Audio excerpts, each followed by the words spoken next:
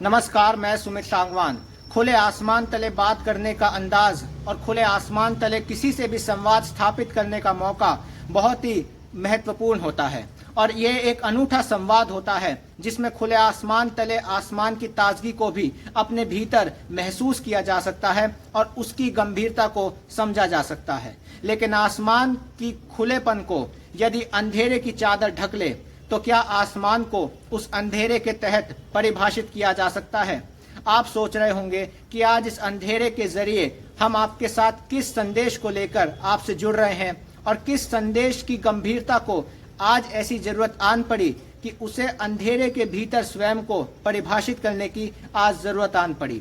आज का विषय बहुत गंभीर भी है और वो एक ऐसा विश्लेषण मांगता है जिसको लेकर के बंद कमरों या चार दीवारी के भीतर उसका एक विश्लेषण नहीं किया जा सकता या नहीं उस रूप में परिभाषित किया जा सकता जिस रूप में शायद कोई चाहता है कि अंधेरे के भीतर ही स्वयं को जीने की हम अपने भीतर एक मनोस्थिति को निर्माण करें।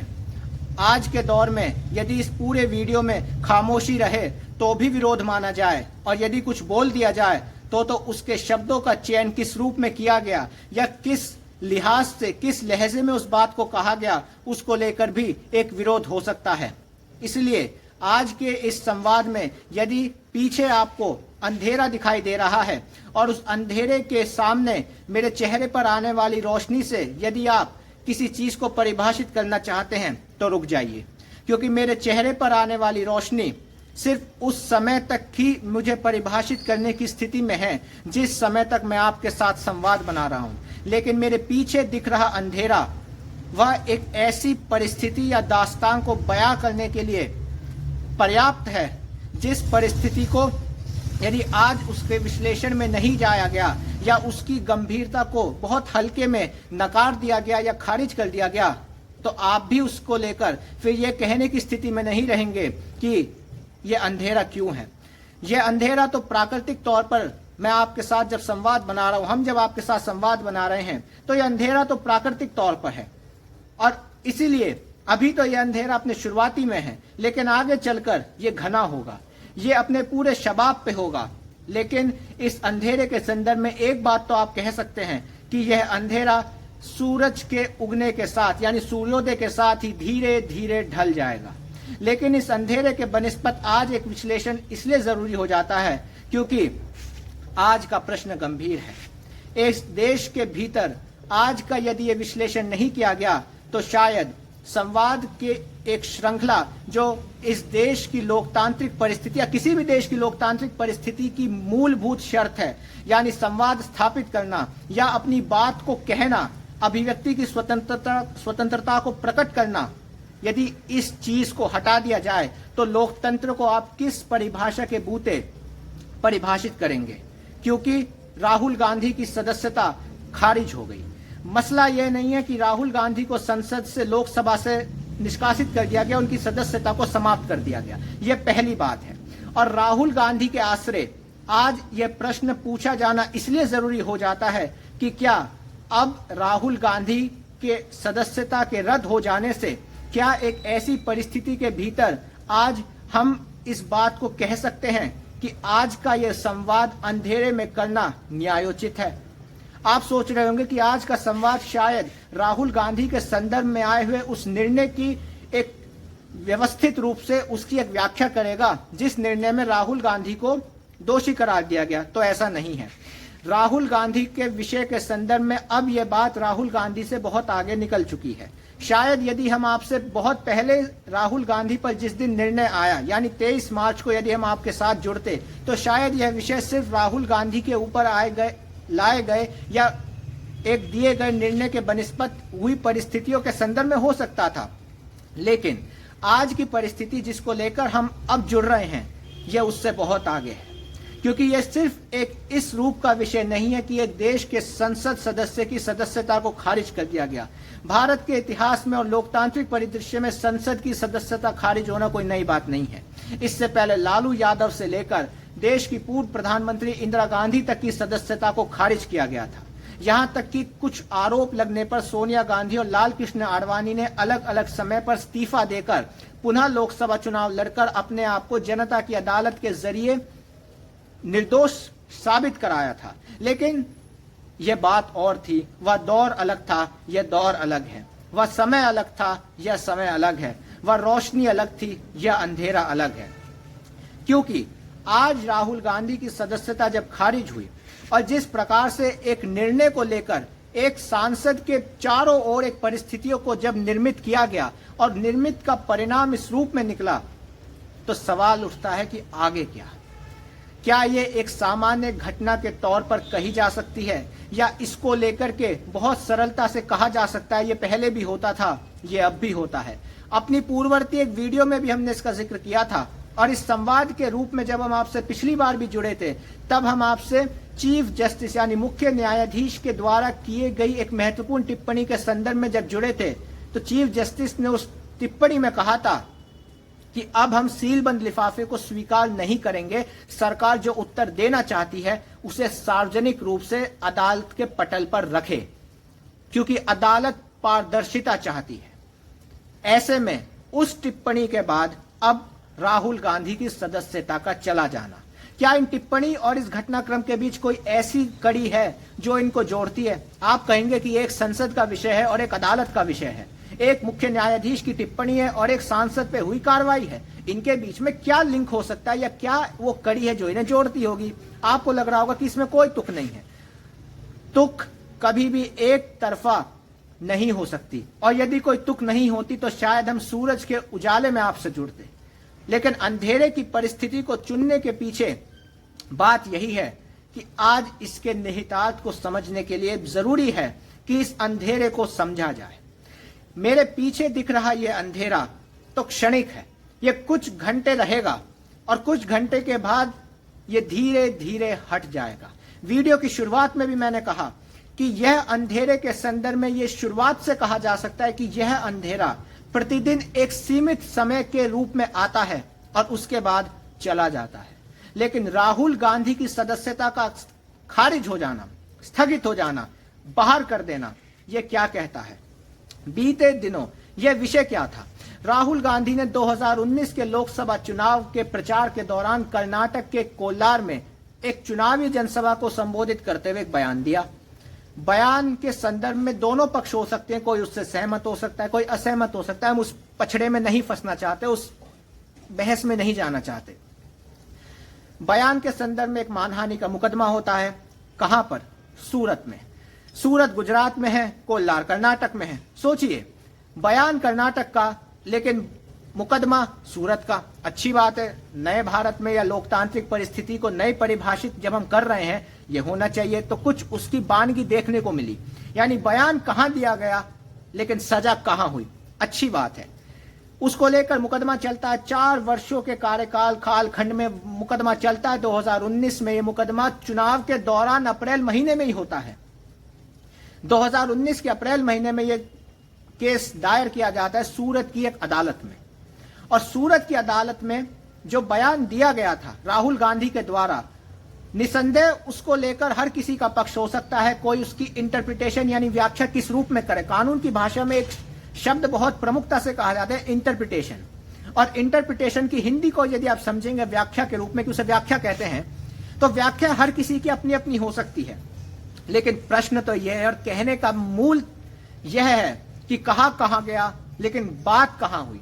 यह ठीक इस प्रकार है कि बयान तो किसी अमेरिका या किसी भी विदेश को लेकर भारत के लोग टिप्पणी करते रहते हैं, लेकिन उस देश के लोग भारतीय अदालत में ना आकर अपनी अदालत में लोगों को घसीट लें या लोगों को उस अदालती कटघरे में खड़ा कर दे। बहरहाल ये देश का विषय है, देश के 2 राज्यों का, 2 शहरों का विषय था, जिसके भीतर राहुल गांधी की परिस्थितियां 4 वर्ष के भीतर कुछ इस रूप में बनी कि आज वो सांसद से पूर्व सांसद हो गए।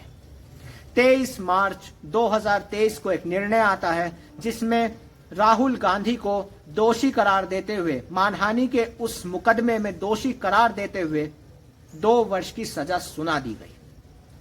और 2 वर्ष की सजा सुनाने के पश्चात जिस समय न्यायाधीश महोदय अपनी कलम से उस दस्तावेज पर या उस निर्णय पर अपने दस्तखत कर रहे थे, उस समय यह तय हो चुका था कि अब यह प्रश्न होगा कि सांसद के रूप में राहुल गांधी के अस्तित्व का क्या होगा। उनकी सदस्यता को लेकर संशय के प्रश्न उस समय ही उभरने लगे थे जिस समय निर्णय आया था, और 24 घंटे से कुछ ही ज्यादा बीता 26 से 27 घंटे के बनिस्पत और निर्णय आता है कि राहुल गांधी की संसद सदस्यता को खारिज कर दिया गया। कानून की भाषा ज्यूरिसडिक्शन शब्द में बहुत जोर देती है। आज शायद अब बदलती परिस्थितियों में ज्यूरिसडिक्शन शब्द का अर्थ समाप्त हो जाता है, क्योंकि बयान कोलार का था लेकिन निर्णय सूरत का है, बयान कर्नाटक का था लेकिन निर्णय गुजरात का है। आप कह सकते हैं एक ही देश का विषय है तो एक ही देश के विषय में उसके राज्यों के संदर्भ में ज्यूरिसडिक्शन तो पूरे देश का है। सही बात है, पूरे देश का ज्यूरिसडिक्शन है, लेकिन कानून ज्यूरिसडिक्शन की जब सीमाओं को रेखांकित करता है तो उसमें अदालतों के दरमियान और अदालतों के जिम्मे इलाके होते हैं।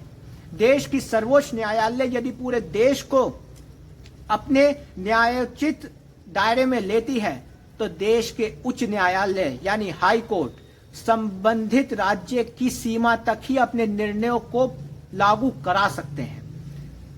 इलाहाबाद हाई कोर्ट अपने निर्णय को भोपाल में थोप नहीं सकती, या इसी प्रकार गुजरात की हाई कोर्ट अपने निर्णय को अरुणाचल प्रदेश में थोप नहीं सकती। इसी प्रकार जो जिला सत्र न्यायालय या तमाम न्यायालय होती है उनके निर्णय अपने सीमित इलाके तक होते हैं। लेकिन सवाल तो यह है कि जब बयान सूरत में नहीं था तो ज्यूरिसडिक्शन सूरत का कहां से आया? ये कौन था जो सूरत का ज्यूरिसडिक्शन लेकर आया और जिसने ऐसी परिस्थिति को बना दिया कि ज्यूरिसडिक्शन ना होते हुए भी अदालत के फैसले के लिए ऐसी पृष्ठभूमि को तैयार किया गया कि ऐसा प्रतीत हुआ कि बयान कोलार में न देकर सूरत में दिया गया। राहुल गांधी ने प्रधानमंत्री जी के उपनाम को लेकर एक टिप्पणी करी थी और उस टिप्पणी के बनिस्पत उन्होंने 3 व्यक्तियों को इस टिप्पणी के दायरे में लिया था। लेकिन हैरानी की बात और बहुत मजेदार बात यह है, जिनके संदर्भ में टिप्पणी हुई कार्रवाई के लिए अदालत वहां नहीं पहुंचे, लेकिन उनकी आड़ में कोई और पहुंच गया। अब पहुंचने वाले इत्तेफाक से उसी राजनीतिक दल से जिससे माननीय प्रधानमंत्री जी जिसका प्रतिनिधित्व करते हुए संसद में देश को दिखाई देते हैं। कमाल की परिस्थिति है, कमाल की परिस्थिति है। बयान कहां दिया गया कहां नहीं दिया गया, लेकिन इसको जाने बिना निर्णय दे दिया गया। आप सोच रहे होंगे कि यह तो कोई बात नहीं होती, निर्णय इस रूप में आए तो उसकी आलोचना हो, या दूसरी ओर आता लेकिन जमानत भी तो दी गई। आप ये कह सकते हैं बिल्कुल जमानत दी गई क्योंकि उनका अधिकार था।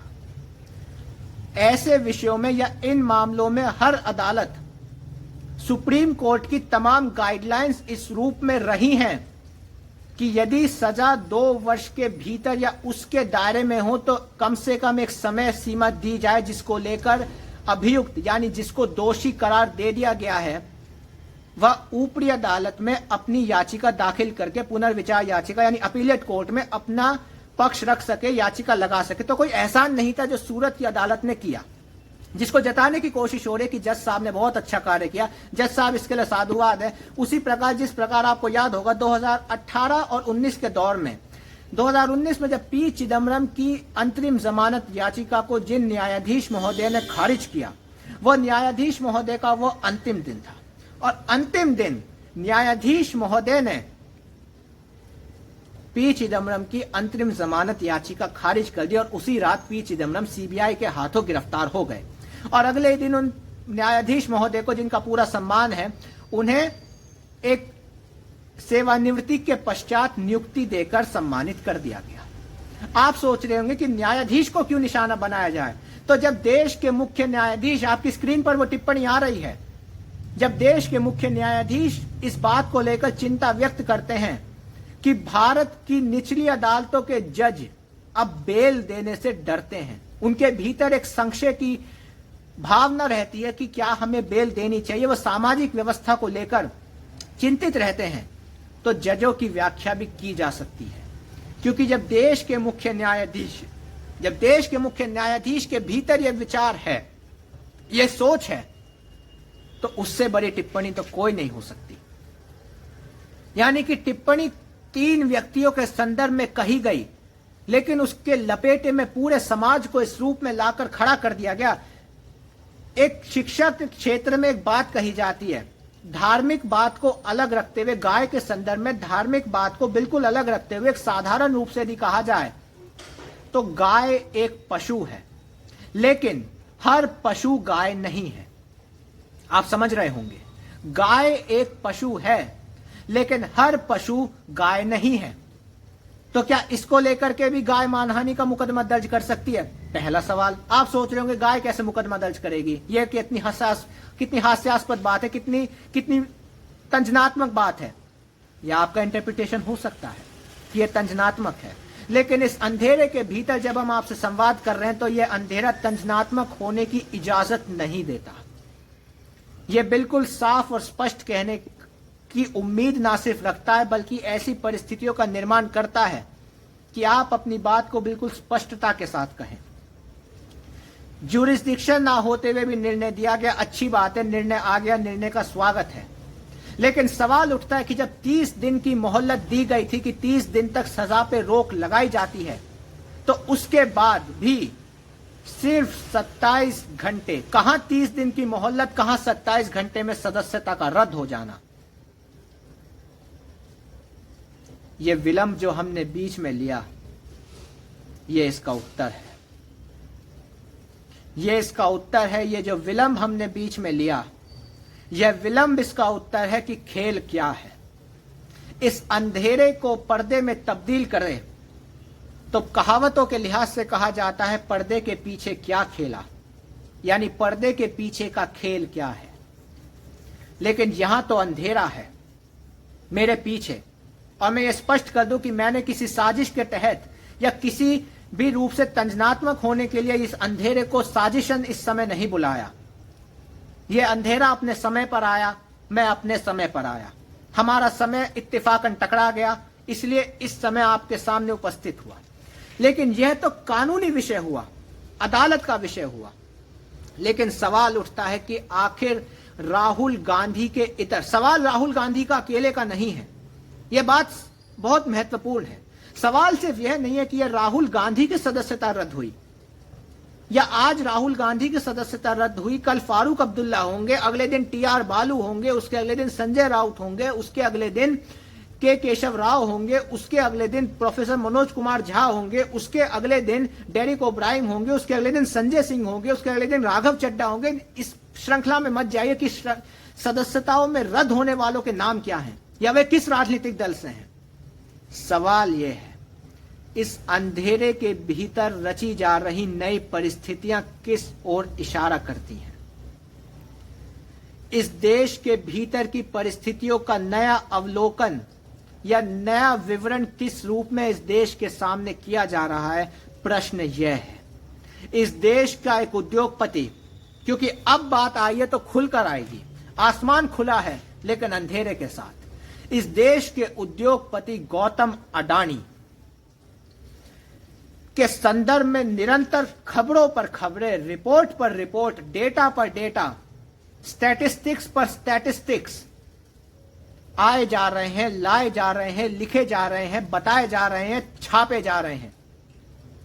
छापे शब्द का आप दोनों रूप में निहितार्थ निकाल सकते हैं, छापे पढ़ने वाले भी और छापे जाने वाले भी। गौतम अडानी के संदर्भ में जितनी खबरें या जो भी विवेचनात्मक या विश्लेषणात्मक खबरें छापी गई, उनको लेकर एक जांच तक नहीं हो रही, कोई सुगबुगाहट सुनाई नहीं दे रही।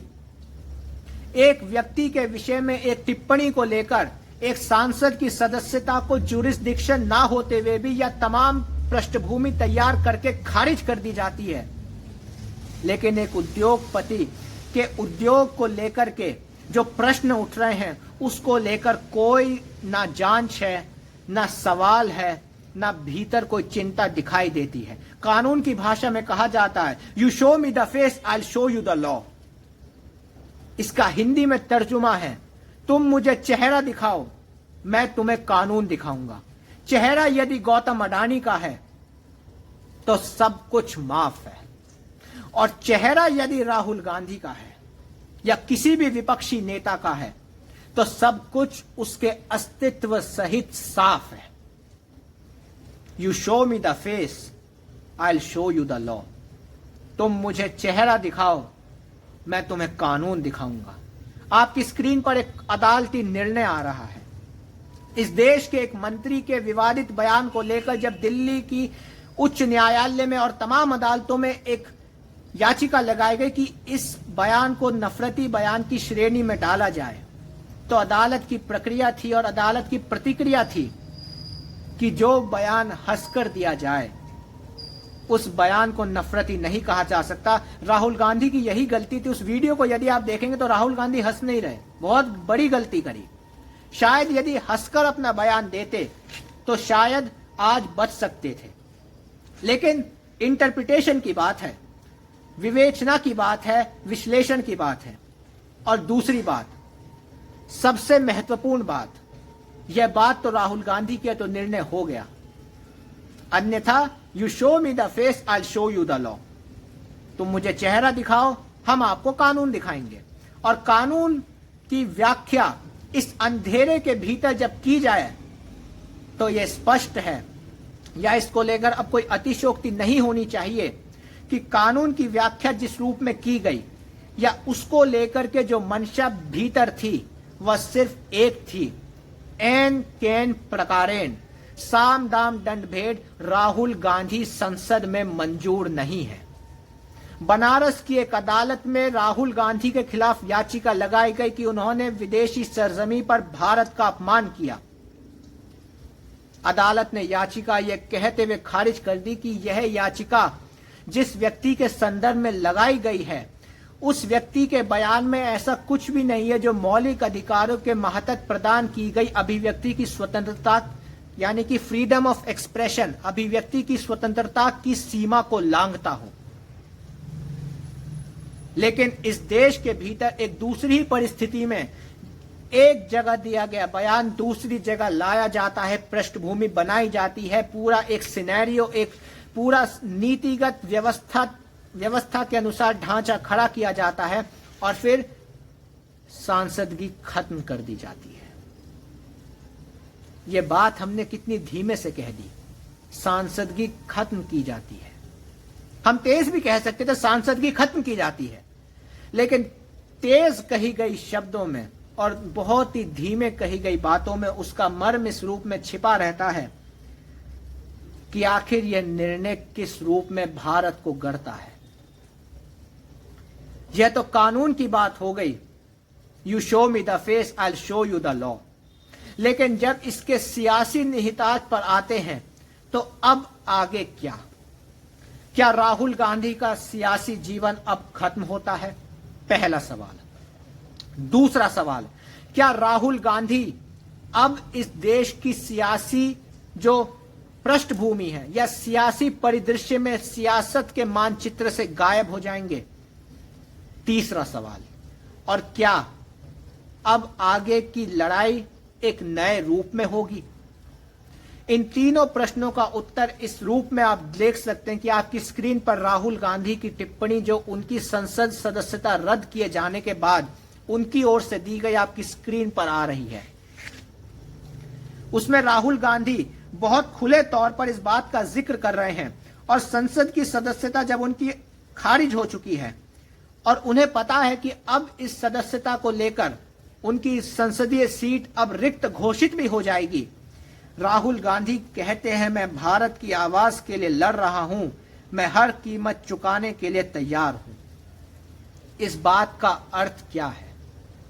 क्या ये किसी एक लोकतांत्रिक परिस्थिति के भीतर भारत के लोकतंत्र को लेकर जो विवेचना की जा रही है या जिस रूप में भारत के लोकतंत्र को एक नए सिरे से गढ़ा गया, मथा गया, रचा गया, ये टिप्पणी उस दिशा में एक नए रूप में किसी भी लोकतंत्र को गढ़ रही है? क्योंकि भारत का इतिहास रहा है, इस देश के भीतर 1977 में आपकी स्क्रीन पर एक अखबार की क्लिपिंग आ रही है। यह उस दौर की क्लिपिंग है जिस दौर में इंदिरा गांधी 1977 में चुनाव हारी थी और चुनाव हारने के पश्चात इंदिरा गांधी की भी वो समस्याएं शुरू हो गई थी जिसको लेकर के उन्हें 1978 में तत्कालीन उप प्रधानमंत्री या गृह मंत्री, वित्त मंत्री, आप उन्हें किसी भी नाम से कह लीजिए, चौधरी चरण सिंह ने यह कसम खा रखी थी कि इंदिरा गांधी को एक बार तो जेल डालूंगा, और चरण सिंह की कसम को चरण सिंह ने पूरा किया। देखिए अब अंधेरा भी हो गया, और इस अंधेरे में आपको शायद हमारा ये चेहरा भी अब इस समय दिखाई नहीं दे रहा होगा, या किसी भी रूप में हमारा चेहरा भी यदि अब गायब हो चला है, तो कितना महत्वपूर्ण यह इत्तेफाक है कि आवाज तो अभी इसलिए आ रही है क्योंकि माइक ऑफ नहीं है, लेकिन चेहरा गायब है।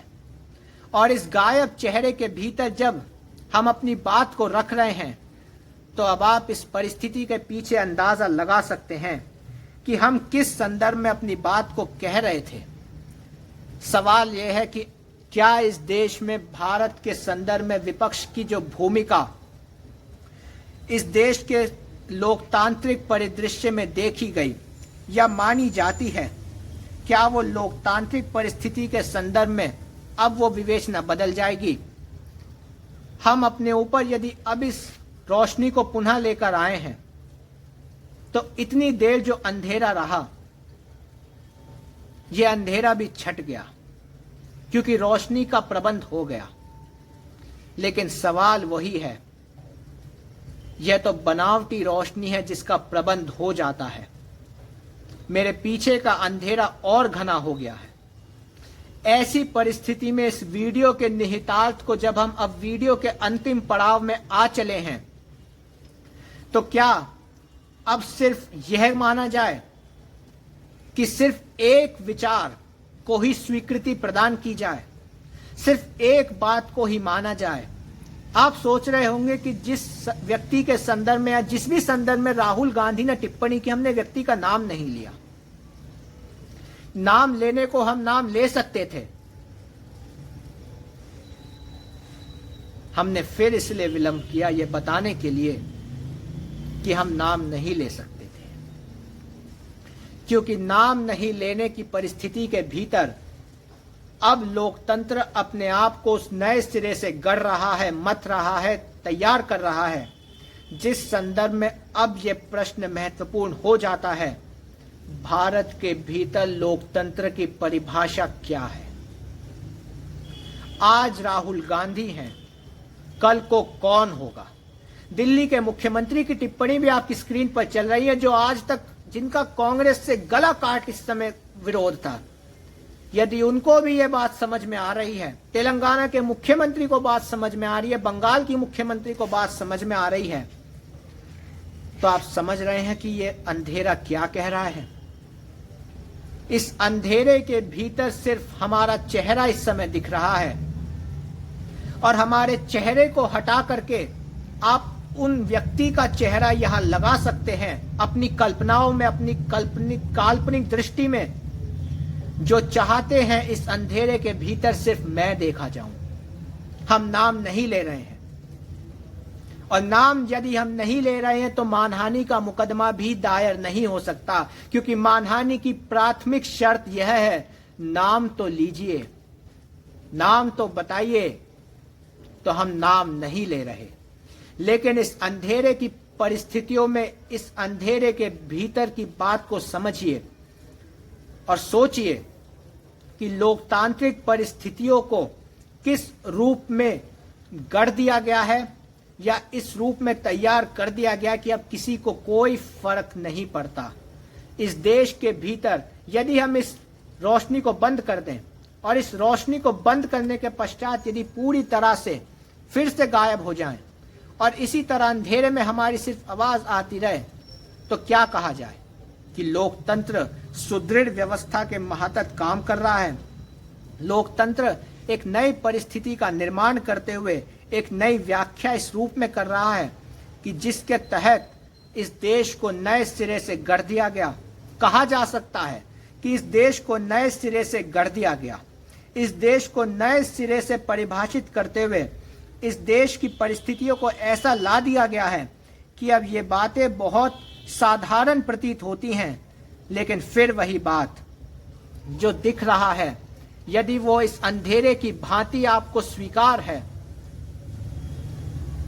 तो फिर कुछ कहा नहीं जा सकता, क्योंकि इस अंधेरे के भीतर एक गंभीर संदेश इस मायने में छिपा हुआ है कि आप यदि हमसे सहमत नहीं हैं तो फिर आप भूल जाइए अपने लोकतांत्रिक अधिकारों का या लोकतांत्रिक परिस्थितियों को, क्योंकि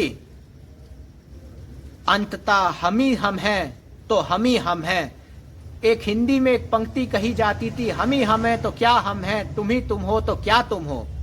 लेकिन उसको इस रूप में बदल दिया गया है, हम ही हम हैं और सिर्फ हम ही हम हैं। ऐसे में आज के इस वीडियो का जब हम इस वीडियो को कर रहे हैं और इस वीडियो की समाप्ति में भी जब हमारा चेहरा दिखाई नहीं दे रहा है, तो इसके भीतर आप चीफ जस्टिस की उस टिप्पणी को पुनः याद करिए कि निचली अदालत के न्यायाधीश अब बेल देने से, जमानत देने से भयभीत हैं और उनके भीतर ये प्रश्न होता है, क्या हमें जमानत देनी चाहिए या जमानत नहीं देनी चाहिए।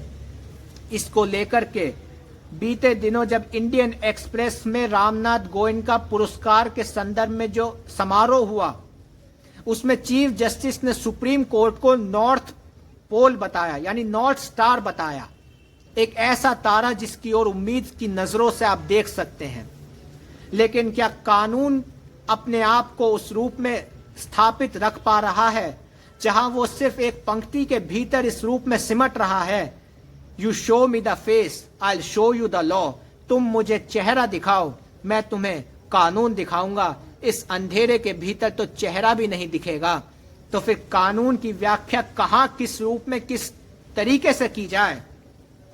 अब कहा इस रूप में जा भी नहीं सकता कि परिस्थितियां किस और किस दिशा में अब तब्दील हो चली हैं। यह सवाल इस देश के लोकतांत्रिक इतिहास में होना चाहिए और एक लोकतांत्रिक देश के नागरिक होने के नाते यह सवाल हम सबके भीतर होना चाहिए, क्या यह अंधेरा अपनी इन परिस्थितियों में भी कुछ कह रहा है और इस अंधेरे का अंततः निहितार्थ क्या निकाला जाए। इन प्रश्नों का उत्तर किस रूप में दिया जाए, क्योंकि जब चारों ओर तो अंधेरा है तो किस रूप में अपनी बात को कहा जाए, किस रूप में बात की व्याख्या को किया जाए। क्योंकि सवाल फिर वही होगा, you show me the face I show you the law. देखिए, जैसे ही हमने कहा you show me the face, तुम हमें चेहरा दिखाओ, चेहरा दिख गया, तो क्या कानून ये नहीं देख पाया या कानून इस परिस्थिति को नहीं समझ पाया कि आखिर किसी बात का अर्थ क्या था। क्योंकि न्यायाधीश को लेकर प्रश्न हमने नहीं उठाया है, इस देश के मुख्य न्यायाधीश ने इस बात को कहा और मुख्य न्यायाधीश की बात के साथ ही इस वीडियो को समाप्त करते हुए आपसे जब हम विदा लेते हैं, तो आज आपसे स्वस्थ रहने की या किसी दीर्घायु जीवन की कामना या इस संदर्भ में कोई बहुत खुशी भरी बात कहने के साथ वीडियो का समापन नहीं करेंगे। आज की वीडियो का समापन एक पंक्ति के साथ करना चाहूंगा और वो पंक्ति को बहुत गौर से सुनिए, क्योंकि वही पंक्ति शायद अब परिभाषित इस रूप में कर रही हो, क्योंकि चेहरा तो अब दिख रहा है और जब चेहरा दिख रहा है तो इस पंक्ति का विवेचना या इस पंक्ति को इस रूप में कहा जा सकता है। और इसे बहुत गौर से सुनिएगा, क्योंकि ये पंक्ति ये तय करती है या ये बताती है, क्या बताती है, जो इस मैडनेस में, उस शब्द का प्रयोग हम नहीं करेंगे, लेकिन इसको अलग तरीके से सुनिए। कटघरे में खड़े कर दिए जाएंगे जो विरोध में बोलेंगे, कटघरे में खड़े कर दिए जाएंगे जो विरोध में बोलेंगे, जो सच सच बोलेंगे मारे जाएंगे। बर्दाश्त नहीं किया जाएगा किसी की कमीज हो उनकी कमीज से ज्यादा सफेद, कमीज पर जिनके दाग नहीं होंगे वो मारे जाएंगे। धकेल दिए जाएंगे कला की दुनिया से बाहर, जो चरण नहीं गुण नहीं पाएंगे मारे जाएंगे। धर्म की ध्वजा उठाए जो नहीं जाएंगे जुलूस में, गोलियां भून डालेंगी उन्हें, काफिर करार दिए जाएंगे। सबसे बड़ा अपराध है इस समय निहत्थे और निअपराध होना। जो अपराधी नहीं होंगे मारे जाएंगे। इस बात को समझ रहे हैं आप? इस पूरी वीडियो के भीतर कई बार अंधेरा बहुत घना हुआ और बीच में तो उसने पूरी वीडियो को ही एक नई दिशा में मोड़ दिया। लेकिन सोचिए, वीडियो गायब होने के बाद भी आवाज तो आ रही थी, लेकिन you show me the face, I will show you the law. इसी के साथ इस वीडियो का यही समापन करते हैं। पुनः आपसे मुलाकात होगी इसी ऐसे महत्वपूर्ण विषयों को लेकर, और शायद आने वाले दिनों में शायद इसी विषय को लेकर कुछ और बातें भी करने की जरूरत आन पड़े तो की जाएंगी, संविधान के महत्व की जाएंगी।